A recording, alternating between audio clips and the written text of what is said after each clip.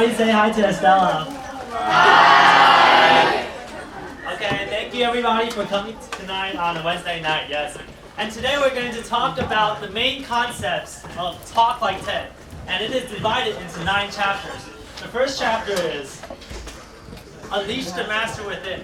And to unleash the master within, and to make your presentation good, you have to have a unique and meaningful connection to the presentation topic. But to make your presentation truly great, you have to have passion. If you can't inspire your audience, if you can't inspire yourself, how are you going to inspire the audience? Now I'm going to talk about a short story of Amy Mullen, and you can see that this is called a prosthetic limb. Okay? And Amy Mullen had no feet since her first birthday, but she grew up refusing to accept the fact that she was disabled. And she decided to think that prosthetic limbs would give her superpowers. And she later broke 3 world records in the 1996 Paralympics. She didn't have passion in prosthetic limbs, but she had passion in unleashing human potential. And it is this passion that won the hearts of the audience. Okay, and the second chapter is Master the Art of Storytelling. If you're going to convey a message and make the idea more vivid, stories can stimulate the human brain. Stories can also help the speaker connect with the audience. Okay, and now, there are 3 types of stories that can inspire people. The first one is personal stories with an unexpected result. The second one, stories which involve the success of products or brands. And the third one, stories the audience can emphasize. Okay, now I'd like to give a short demonstration of a story.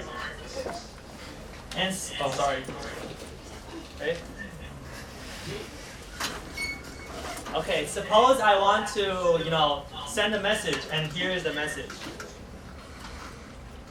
An idea not understood is useless. Okay, if you hear this message, it's a little abstract, right? It's really not that clear. But watch when I tell a story about it. Oh, I didn't memorize the story, so I will read it to you. Okay. This guy named Otto Rohwedder invented sliced bread. And he focused, like most inventors did, on the patent part and the making part. And the thing about the invention of sliced bread is this: that for the first 15 years after sliced bread was available, no one bought it. No one knew about it. It was a complete and total failure. And the reason is that until Wonder came along and figured out how to spread the idea of sliced bread, no one wanted it. That the success of sliced bread, like the success of almost everything we've been talking about at this conference, is not always about what the patent is like or what the factory is like. It's about how you can get your idea spread. Okay, and because the idea of sliced bread was understood, Wonder Bread later became the most famous white bread in America. And the third one is have a conversation. Try to have a conversation with the audience. Try to be yourself. And also, remember to pay attention to the verbal essence. Rate, volume, pitch, and pause. And the nonverbal essence, body language. And also, remember to believe what you're saying. If you don't believe in yourself, how is others going to believe you? And use gestures appropriately. And most important of all, practice, practice, and practice. Okay.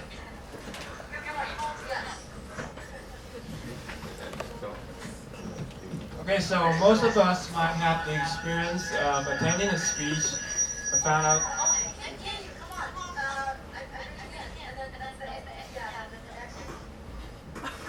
Hey, can you hear me now? Okay, so hello.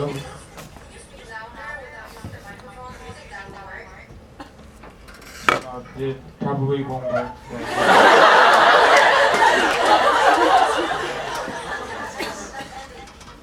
No, I'm not angry. I'm angry.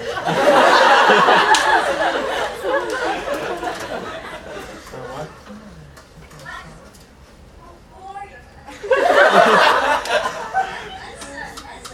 Anthony.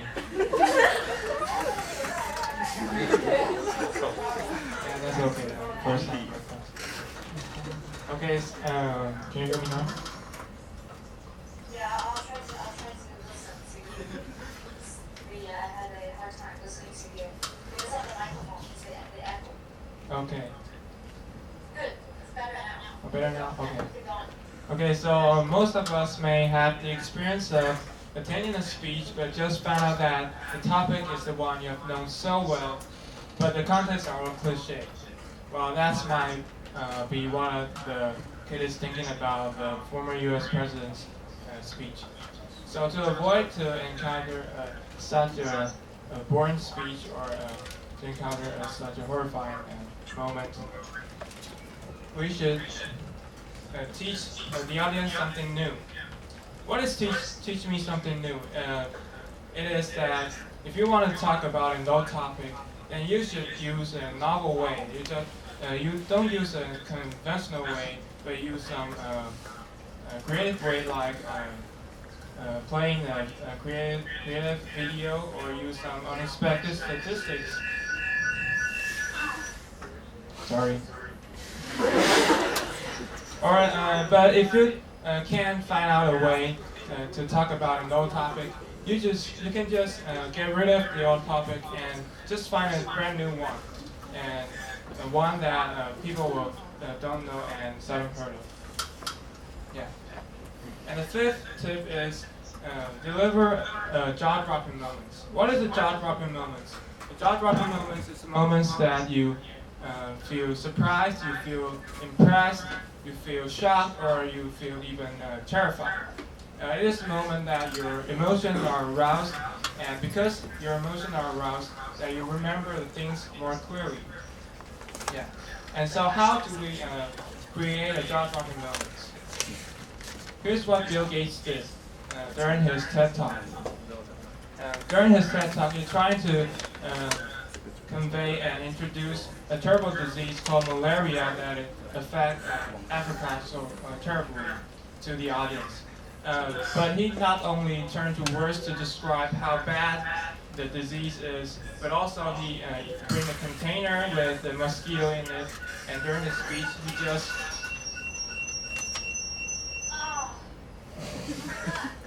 sorry. During this Bill Gates speech, he just released the mosquitoes in the auditorium. Anthony, seriously, I was suggesting that you just put the microphone and speak louder. Okay, I can That's I try. practice. Come on, you should do that. Okay, You can do it. You can do it. Okay. Let's see you do it. okay. So that's why kids, I'm telling you, move to the front. Save more energy, right? Yeah, good.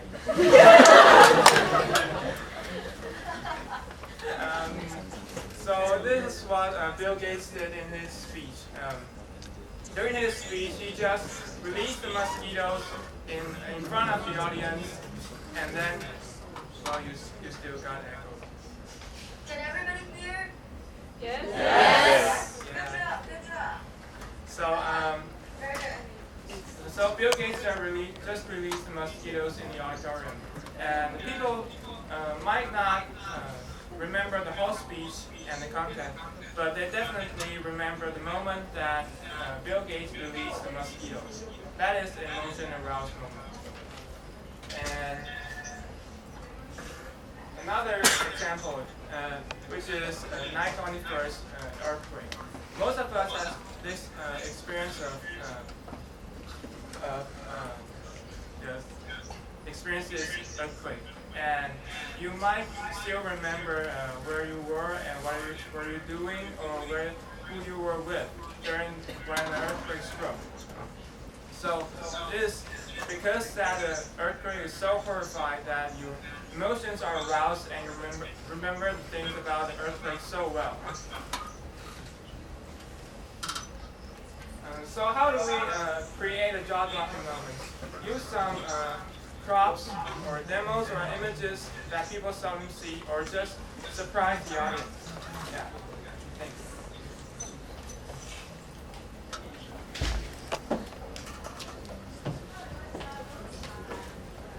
So thank you for Anthony's really good explanation of how to create a really special TED Talk. So now it's my turn to tell you more about it. And the sixth tip, you have to lighten up. You have to make your speech really special. So that there is a quote, a sense of humor can make serious issue really.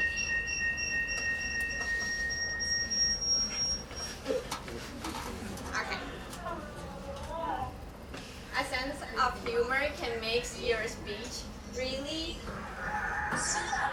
Yeah, stay away from Yeah. microphone. Okay. Yes, good job.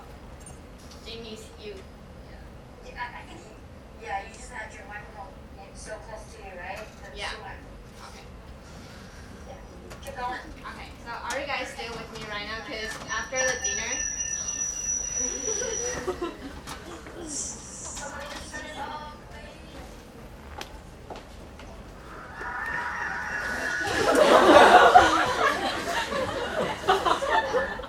It's nothing. There's nothing.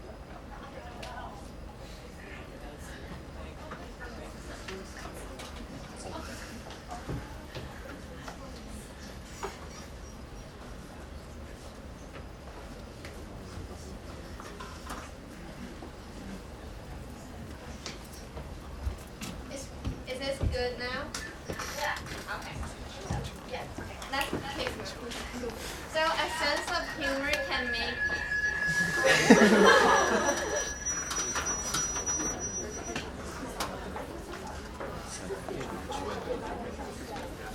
A sense of humor can make your serious issue really.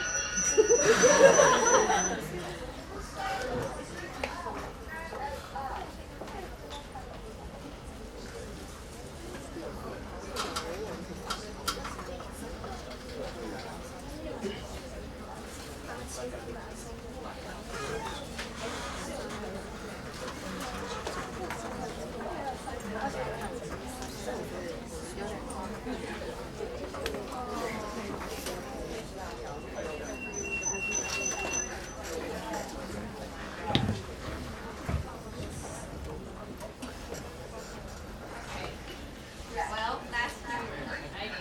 Samantha 加油！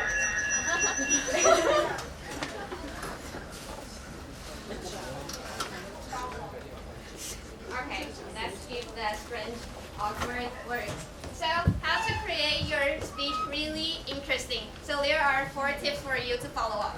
First, you have to share your personal stories and then or the things you observe from your world. For example, like you can share your stories that inspire you so that it may work on your audience. And also that you can also quote somebody's quote that inspire you as well. For example, like Estella said, the classroom is always your students' perform stage, so that she leads the whole classroom for you guys to perform. So that is a quote that can inspire you because it also inspired me. So that will influence on me and on you. And the third one, you can use the analogies and metaphors.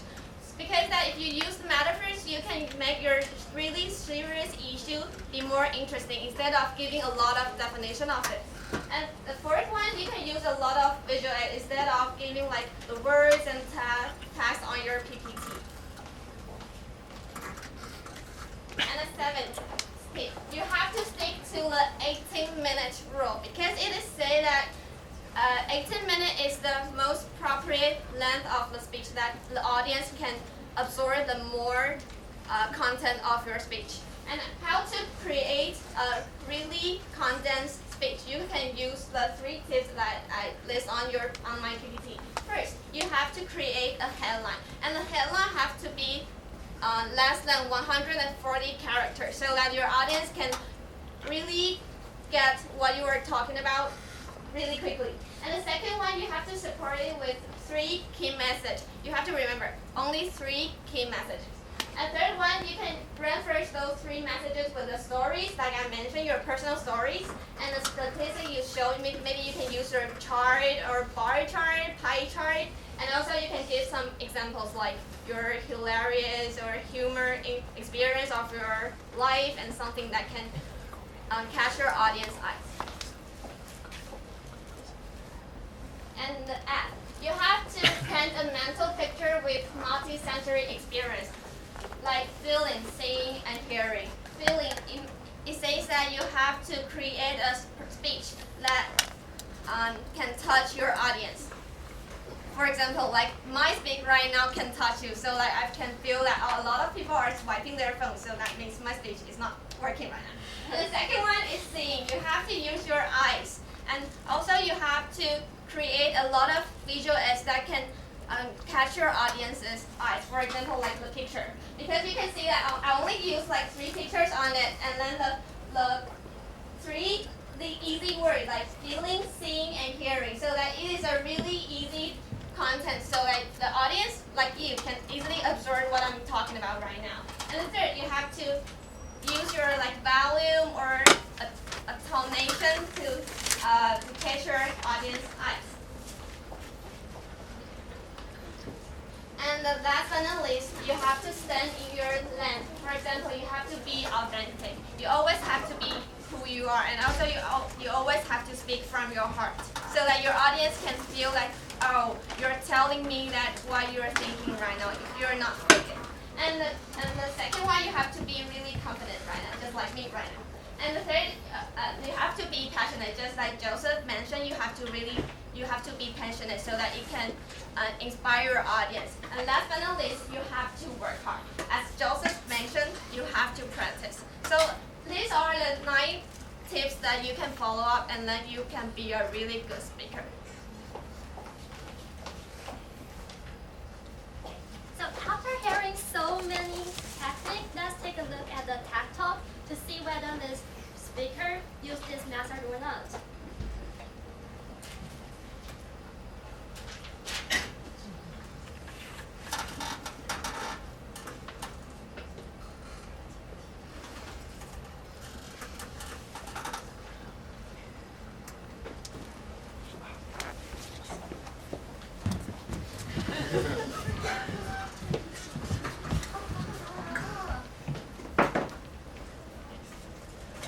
So, luckily I brought it.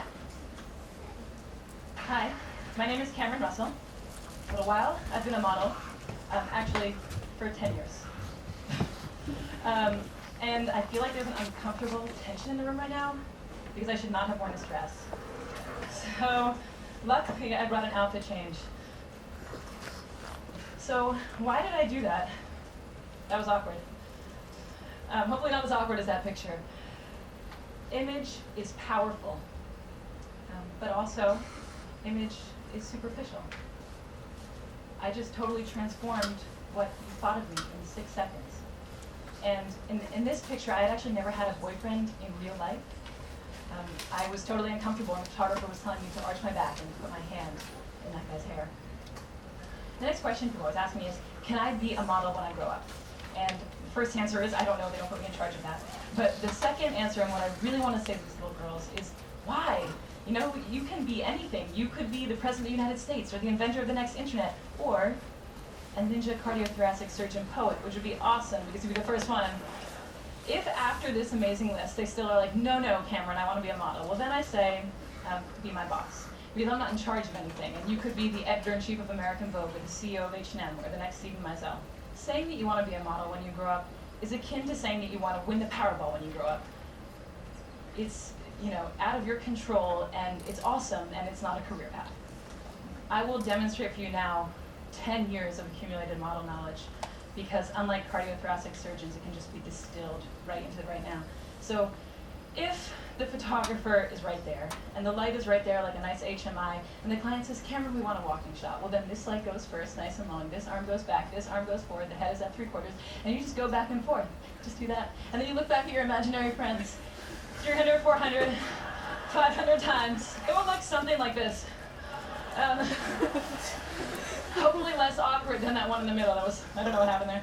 Unfortunately, after you've gone to school and you have a resume and you've done a few jobs, you can't say anything anymore. So if you say you want to be the President of the United States, but your resume reads underwear model 10 years, people give you a funny look. The next question people always ask me is, do they retouch all the photos? And yeah, they pretty much retouch all the photos, but that is only a small component of what's happening. This picture is the very first picture that I ever took. and it's also the very first time that I had worn a bikini. And I didn't even have my period yet. I know we're getting personal, but I was a young girl. This is what I looked like with my grandma just a few months earlier. Here's me on the same day as this shoot. My friend got to come with me. Here's me at a slumber party a few days before I shot French Vogue. Here's me on the soccer team and in V Magazine. And here's me today. And I hope what you're seeing is that these pictures are not pictures of me, they are constructions. And they are constructions by professionals, by hairstylists and makeup artists and photographers and stylists and all of their assistants and pre-production and post-production. And they build this, that's not me. Okay, so the next question people always ask me is, do you get free stuff? I do have too many 8-inch heels, which I never get to wear, except for earlier. But the free stuff that I get is the free stuff that I get in real life, and that's what we don't like to talk about. I grew up in Cambridge, and one time I went into a store and I forgot my money and they gave me the dress for free. When I was a teenager, I was driving with my friend who was an awful driver, and she ran a red, and of course we got pulled over.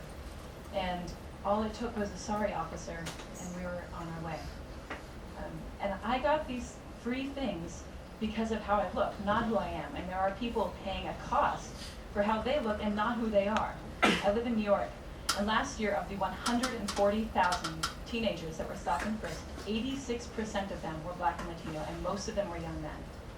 And there are only 177,000 young Black and Latino men in New York. So for them, it's not a question of will I get stopped, but how many times will I get stopped? When will I get stopped? So the last question people ask me is, what is it like to be a model? And I think the answer that they're looking for is, if you are a little bit skinnier and you have shinier hair, you will be so happy and fabulous. And when we're backstage, we give an answer that maybe makes it seem like that. We say, it's really amazing to travel, and it's amazing to get to work with creative, inspired, passionate people. And those things are true, but they're only one half of the story, because the thing that we never say on camera, that I have never said on camera, is I am insecure. And I'm insecure because I have to think about what I look like every day. So when I was writing this talk, I found it very difficult to strike an honest balance, because on the one hand, I felt very uncomfortable to come out here and say, look, I've received all these benefits from this deck stacked in my favor.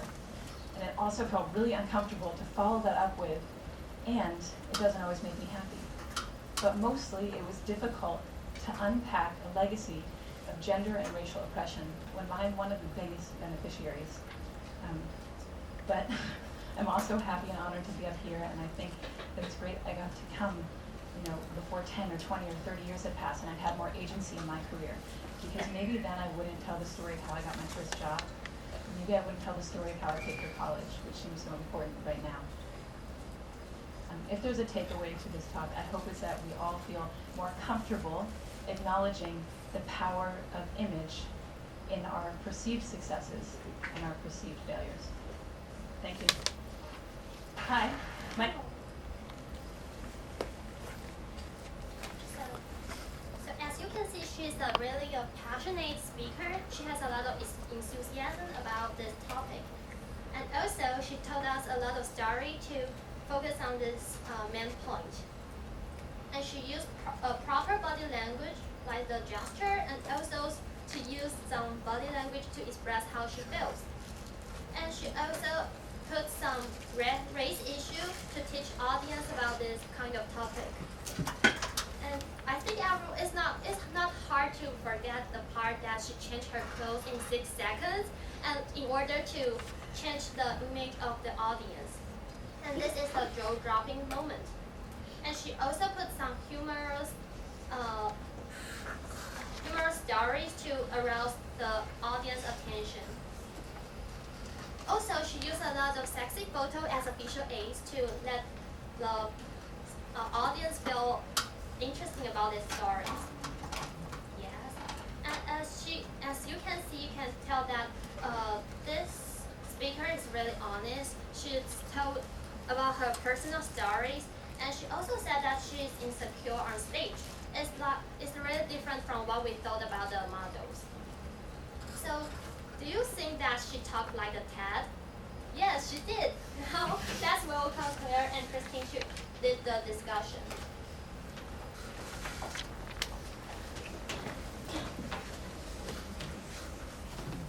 Clear is my voice? Yes.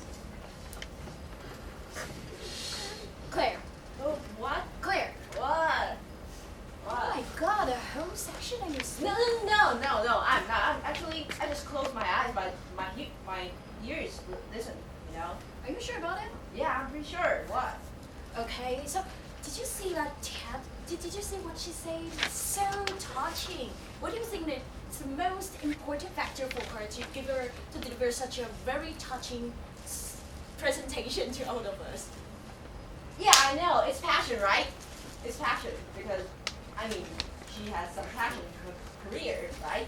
So I guess that everyone knows that what's the difference between passion and interest.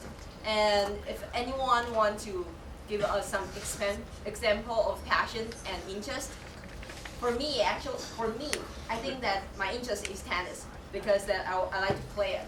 However, I don't really take it as my passion because if I really get frustrated because of tennis, and I'm pretty sure that I might just quit.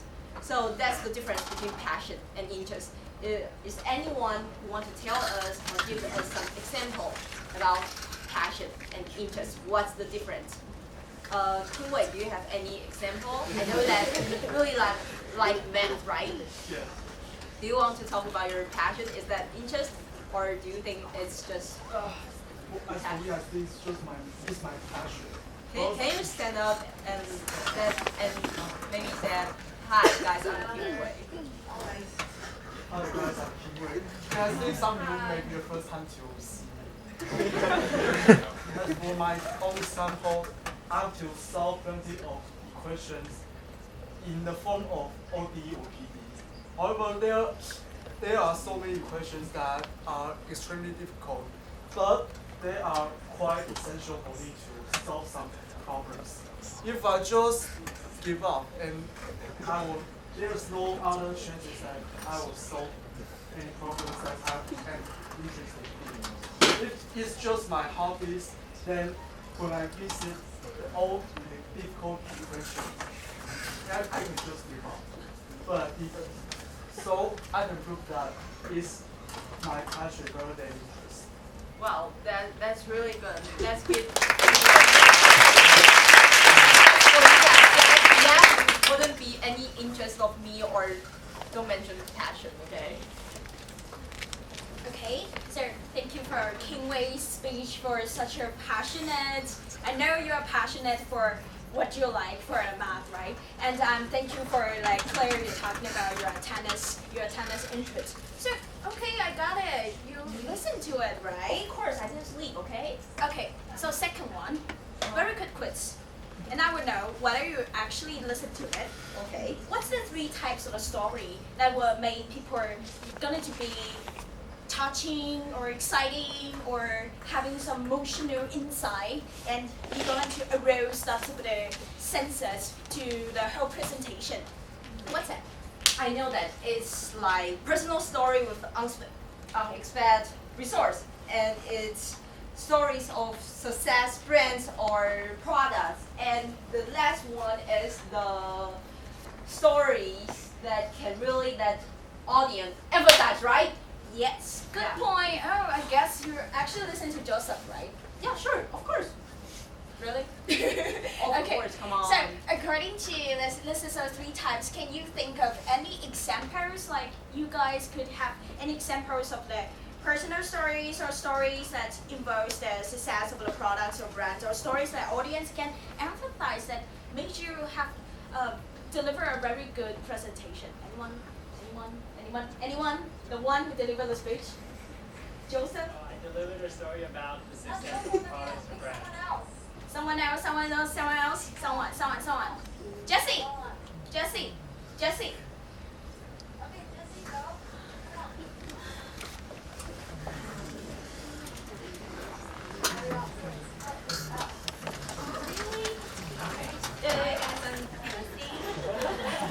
It seems that we have 2 Jesse here. Let's welcome Jesse. Maybe the other Jesse, do you want also? Come on. Maybe you can start first, and then we can get to the other Jesse.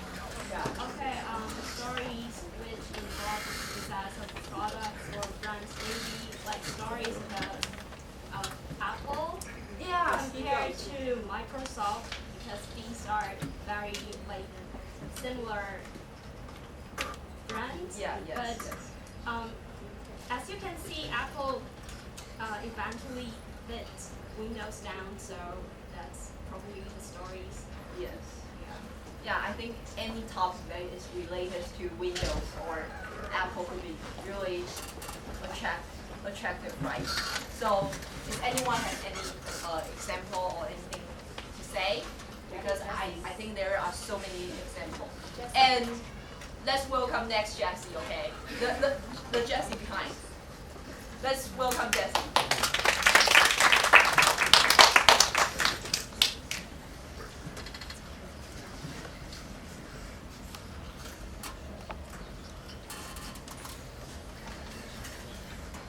You can just say anything that's, you know, in college we actually got lots of little presentations, but you know, in every presentation you got stories that you wanted to tell and you could share one of the experience, just one. You mean my personal experience Yeah. about any kind of story? Yes.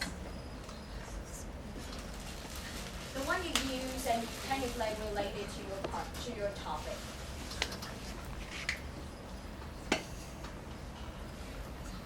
Or maybe you can call out. You must have a lot of good friends in this classroom, right? Yeah. So who is Jessie's good friend? Maybe they can help out. Anyone? Or maybe Christine, you want to share one? I know you have really good relationship with Jessie, right? Let's just skip to the next question. Is that right? Yes. Okay. So, No. for that. So, what else are nonverbal methods can you ever think of for delivering a Nonverbal. good presentation? I think it's action. I really like to see people have like really big action because I really hate people just doing this. I was like, you will never attract people like this, right? And is there anyone who have same feeling with me? Can you raise your hand? Anyone? Oh really? That is John, right? Yes, yes, John. Johnny, can you really tell us some of your experience? John think that John, yeah. So you're recording, right? sorry, I didn't hear you. That's okay. For nonverbal methods for using in presentation, I think the most important factors is method is can be facial expression because the facial expression on your face really deliver what you are saying about and what you believe can be seen by the audience through your eyes. So yes, facial expression is good according to John. Thanks, John, okay?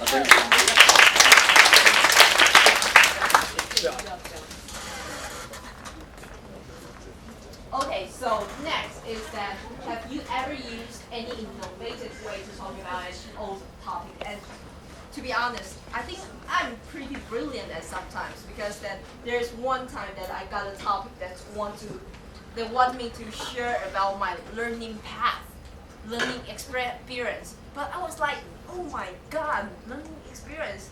I guess all we do is sitting in the classroom and listen to the teacher blah blah blah, right? So I came up with a really brilliant way to describe the relationship between me and math. I actually used the relations between girls and boys to describe it. I said that I think that my learning path of learning math is like boy chasing girls, and no matter how much effort he did, it was useless. So I'm the boy who was chasing girls, and that girl is math, and I can do nothing. And I think that's the most innovative way to let people know how hard am I when I'm learning math. So does anyone have any experience, or have you ever heard about any innovative way to describe one thing? Anyone who wants to share his or her experience? Anyone? I think that maybe Ted has something to say. After all, it is told like Ted, right? You're Ted. Okay. Yeah. Okay. Good evening, everyone. And the question is, have you ever used any illustration way to talk about Old topic. an old topic? And I'll show you when I have the presentation next. Okay. So, Good answer. So could you point at next one to answer this question? next one, Yeah. Someone you. maybe just Yeah, so annoy everyone. Next. Okay, Claire, during the whole presentation, I heard about one thing. It's pretty important. It's like you're going to tell something like humorous or hilarious that they will make you. What's that? Jaw dropping. Jaw dropping. Yeah. So, what's jaw dropping? I mean, it's. Let me show you. It's this. I still don't get it. Sorry. Come on. I just don't get it. Expression pretty good. So, You don't get it? jaw dropping? You heard yourself or? Yeah, it's jaw dropping. No, that's jaw dropping. Yeah. Sorry, I just still don't get it. So is there anyone could explain to me that what's jaw-dropping moment that you actually heard about or you actually delivered in your presentation? Victoria? No. Please remember I said within 3 seconds you have to speak up, no matter what. Say something, Say meaningful. Related to the topic. Okay, so hello, I'm Victoria, and I think because my presentation is about Steve Jobs, so I happened to look at some videos. So when Steve Jobs reveals what the product he's going to talk about, you will see on the slide a very big word drop on the like a surface, Yes. and that says iPhone 4. And Oh my gosh. I think that moment is when I actually stared at my phone and I was like, Yeah, that's the reason why so many people buy iPhones, right? maybe. Yeah. And that's certainly the jaw-dropping. Yeah. Okay, so let's move on to the next. Okay. What do you think about quoting others before saying? Hoping. Well. My mom. I mean, in your presentation, like you always got lots of the theory about how for example, I'm going to talk about the theory theory of nonsense. Okay, I talk about lots of the nonsense, and you're going to ask that really is it true? Is there any proof? Is there any proof for it? So I'm going to ask that. Is it true? So what kind of the way that you could show me that? Okay, I'm going to say that someone did it or someone said it. That okay, it's true. Yes, you have to quote, right? Mhm. So, but I think that as quoting is quite difficult if you are not sure about what the person say, that you might quote wrong. So, I think that quoting has some advantage and disadvantage. So, is anyone who like to quote in your presentation, or maybe there are someone who don't like to quote? Anyone want to share their experience or maybe their thoughts about quoting these things? Anyone? Let's, Jason. 5 more minutes to go. So when you're using quotes, it just lets people feel like you know something Speak about it. louder. I can hear. When you quote something, you make people think that you know about that. Yes. But sometimes if you quote some people that are not too famous, they think that you're maybe just making it up. Yeah. No, I guess no one wants to know what my mom said, right? No one Yes. knows my mom. Okay. So according to what Samantha just told us, like 18 minutes is just a perfect time that you could pay your attention to the speech or the presentation. So I come up with an idea about what happened if we got every 18 minutes for a break instead of the 15 minutes for a break in our class. So I think that's brilliant. yeah. So is there anyone has any opinion for this question? I mean, No. Let's do something. If you agree that we should take a break every 18 minutes, raise your hand. Raise your hand. 18 minutes per break. So everyone want to stay like 15 minutes per break. So anyone 15 minutes a break. Yes. Wow, that's quite surprising. You guys are really love to listen Yeah. to your professor talking lots of the nonsense of blah, Blah, blah, blah, blah, blah. Okay. So anyone want to have some opinion For this one, for Yeah. this question. Hello, I'm Howard. I think especially in National Zhengzi University, I think it's better for 15 minutes for most of the subject, because if we take every break after 18 minutes of the course, then will become something that a lot of people go for the restroom and they sneak into the restroom for a long time as they just sit on the on their chair, and then another break is coming, and then they're still learn nothing of the courses. Yeah. So I think 15 minutes is better in this place. But 18 minutes is better if we go to some other places that there are activities for sharing speeches or sharing some kind of experience, and then in that case, I think 18 minutes is better. Yeah. Yeah. Thank you for your sharing. So, okay, what's your opinion of the bullet point? I mean, Well, during the presentation, lots of people would like to say, A is blah blah blah, B is blah blah blah, C is blah blah blah. I How do think you that's think pretty about good. What's wrong with that? Because Microsoft just decided, right? Bullet points. Bum, bum, bum. Clear, right? Oh, okay. So anyone want to share with bullet points? Because I know that a lot of people use bullet point, but someone said it's not a good idea. Anyone? Anyone? How about Penny? Do you have something to say? Well, hi, I'm Patty, and I think that when you are taking the courses, that the professor's PPT will be in the form of bullet points, and that's good because you will know what the key points in these courses or this chapter. But if that's in like 18 minutes speech, if you use too much bullet points, you'll make people think that you are just doing something quite like talking some cliche or something like that.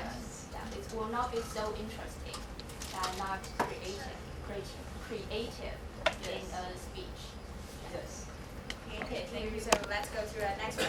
The last one. Okay, last one. So have you ever talked about like a topic which you are unfamiliar to or disagree to? For example, like today your topic is my favorite school president, Wu Sihua. How do you think about it? How are you going to say if it's not your favorite? How about Jimmy? My favorite? No, it's going to talk about the topic you're unfamiliar. Unfamiliar. Yes. Yes, I have. Yeah, I have. So And I feel very insecure because the knowledge is the part that I'm really unfamiliar with. So I have to think of some way of things that I have to talk about it. And the more I say about it, the more I feel insecure. And I start to lose my confidence on stage, and then the whole presentation does great. Yeah, that's the experience. That's right. Yeah. So really good to have you here to listen to our presentation. Thank you for your listening. So this is the end of our presentation. Thank you guys.